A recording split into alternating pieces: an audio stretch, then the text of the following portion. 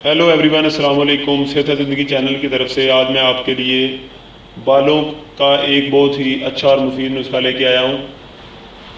काफ़ी लोगों का ये मसला होता है कि जो जवानी में ही उनके जो बाल हैं वो सफ़ेद आने शुरू हो जाते हैं। बुढ़ापे में तो आने ही आने हैं, लेकिन जवानी में शुरू हो जाते हैं वाइट बाल। ठीक है, वो चाहते हैं कि हमारे बाल ब्लैक रहें।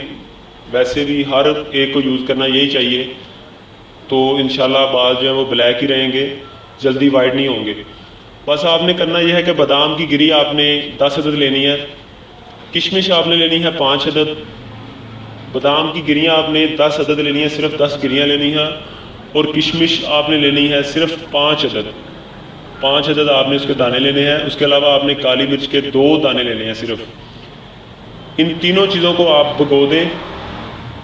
भिगोने के बाद रात को भिगो दें, सुबह उठते ही आप नहार मुँह ये तीनों चीज़ें जो है उनको छील के, मतलब बादाम की गिरियाँ को छील के, और इन तीनों चीज़ों को आपने खाना है। किसी भी तरीके से खा लें, दूध के साथ खा लें या वैसे खा लें, तो इंशाल्लाह ये आप रोज़ाना खाएं। इंशाल्लाह आपके बाल जो है वो जल्द जो है वो सफ़ेद नहीं होंगे। बुढ़ापे की उम्र तक भी इंशाल्लाह उम्मीद है कि आपके बाल जल्द सफ़ेद नहीं होंगे। तो ये आप नुस्खा इस्तेमाल करें।